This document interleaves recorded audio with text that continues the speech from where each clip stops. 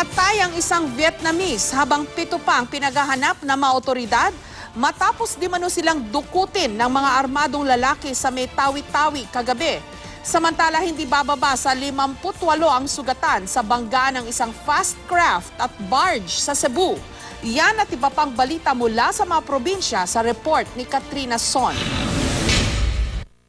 Di bababa sa 58 ang sugatan sa banggaan ng isang fast craft at barge sa Mactan Channel sa Cebu nitong Sabado ng gabi.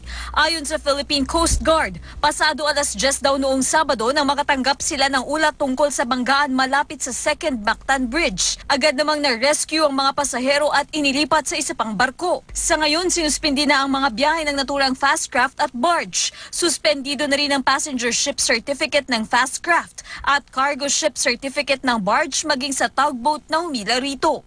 Patuloy pang inaalam kung sino ang dapat managot sa nangyaring aksidente. Isang Vietnamese ang patay habang 7 naman ang hinahanap pa ng mga otoridad. Matapos di umanong harangin ng mga di pa nakikilalang armadong lalaki ang isang Vietnamese vessel sa isla ng Taganak sa Tawi-Tawi pasado 7:00 kagabi. Nailigtas naman ang 17 pang sakay nito. Galing daw ang barko na may dalang semento sa Indonesia at patungo sana sa Iloilo City. Meron na kaming contact sa local agent na nasa Iloilo at nagko-coordinate kami para makuha namin yung kumpletong crew list. Samantala, mahigit 80 kitesurfers naman mula pa sa Europa at iba't ibang bansa sa Asia ang nagpasikat sa Philippine Kiteboarding Tour sa Bulabog Beach sa isla ng Boracay. Ito na ang ika-4 na season ng paligsahan. Ang magwawagi rito lalaban sa Youth Olympics sa Buenos Aires sa Argentina sa susunod na taon.